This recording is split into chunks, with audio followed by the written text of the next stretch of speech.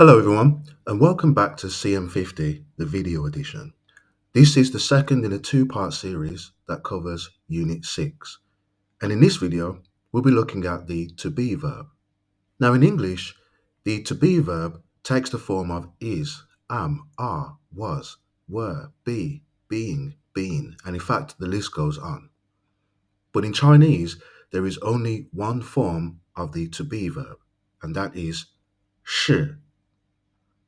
Now, how is it possible that there are so many forms of the to be verb in English and just one in Chinese? Well, that is because, as mentioned in the previous video, Chinese verbs do not conjugate. In other words, regardless of the context, Chinese verbs do not change form. And that applies to the to be verb. Have a look at this example. I am a teacher. 我是老师. She is a teacher. 她是老师. We are teachers. 我们是老师. She was a teacher. 她是老师. We were teachers. 我们是老师. So as you may have noticed, the English to be verb changes form. It conjugates. Am, is, are, was, were. It changes depending on the context. In this case, it's the personal pronoun I, she, we, or the tense. However, in Chinese, the verb is the same. It's always 是. This makes it much easier to learn and memorize Chinese verbs because there is only ever one form, regardless of the context. However, take a look at is. She is a teacher. 她是老师. Now take a look at was. She was a teacher. 她是老师. It's exactly the same. Take a look at are. We are teachers. 我们是老师. Take a look at were. We were teachers. 我们是老师. Again, it's the same. So in Chinese, how do we know whether we're referring to present time or the past? Well, this is another important point about Chinese. It's very context dependent. And one way to set the context is to use time words, such as 以前, which means before or previously. So for she was a teacher, we would say something like 以前她是老师 or 她以前是老师. This tells us that the to be verb 是 applies to the past and not the present. It's the same with we were teachers. 以前我们是老师 or 我们以前是老师. This again tells us that 是 applies to the past and not the present. But the important thing is, no matter the context, the verb 是 does not conjugate. There is only one form. So we can see then that 是 is not exactly like the English to be, and that includes the way we use it. So it is not used to link adjectives. So in English, we could say he is happy. So here we have the subject, and then the to be verb is, and an adjective happy. But we can't do the same in Chinese. 他是高兴 is incorrect. The way to correct this is 他很高兴. This is the correct way to link a subject and an adjective. And this is covered in CM50 page 34, unit 20.2. So it's not used to link adjectives, and 是 is also not used to link verbs. For example, I am going to the shop. So in the English, we have the subject I, the to be verb am, and another verb going, and then the rest of the sentence. I am going to the shop. But we cannot do this in Chinese. 我是去商店 is incorrect. How do we correct this? We simply remove 是. 我去商店. This is another important point. Chinese verbs do not need help from the to be verb as they do in English. So, It's not used to link adjectives. It's not used to link verbs. What is it used for? It is used for subject, verb, object sentences, where the verb is some form of the to be verb. And of course, the object is always going to be a noun. In fact, we can put this more strongly. 是 is only used for subject, verb, object sentences. And this is covered on page 10, unit 6.4.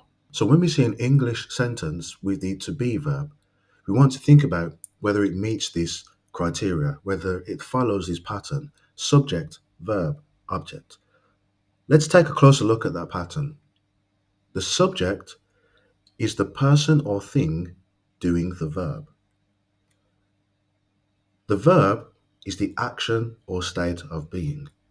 Of course, in this scenario, the verb will always be some form of the to be verb: is, am, was, were, etc. And the object will be the person or thing receiving the verb.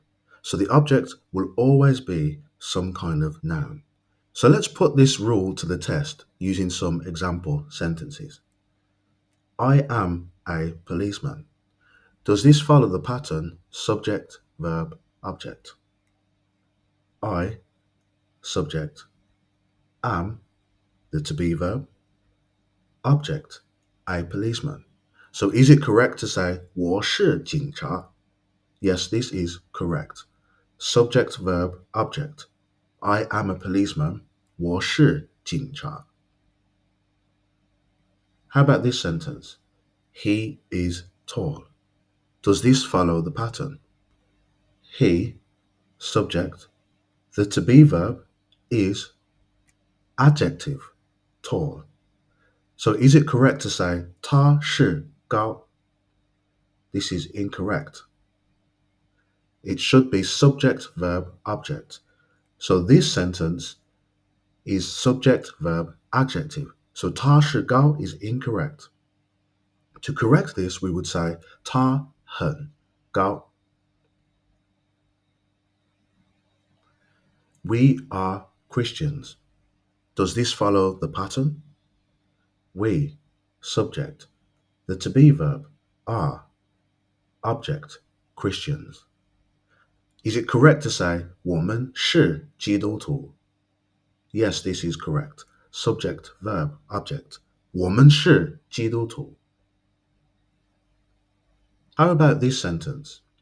He is eating dinner. Does this follow the pattern?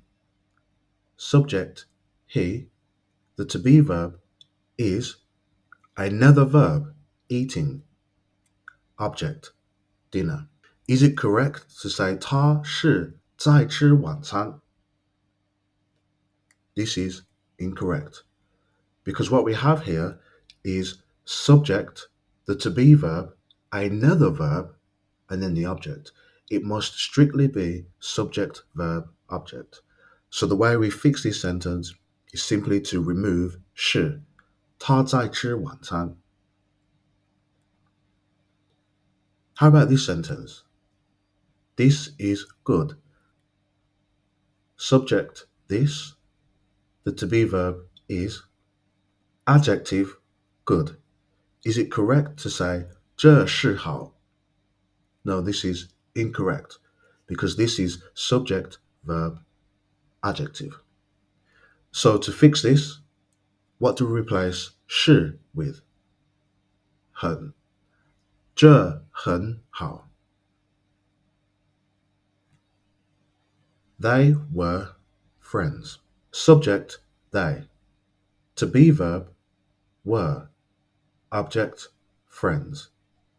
Is it correct to say 他们以前是朋友?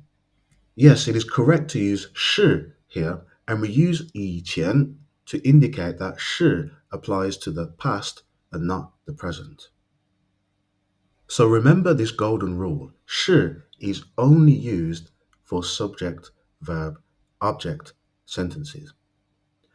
And just to make this point again, when translating the English to be verb, 是 is used for subject, verb, object sentences, where the verb will always be some form of the to be verb. The object, of course, is always a noun. He is a Christian. 他是基督徒.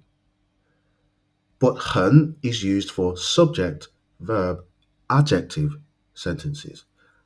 So the adjective will always be some kind of descriptive word, in which case we would not use 是, we would use 很. He is tall. 他很高. And this is covered in more detail on page 34 of CM50, Unit 20.2, and also CM50, the video edition, Unit 20. So this has been an overview of the to be verb, and as always, there's more to come in the following units. See you next time.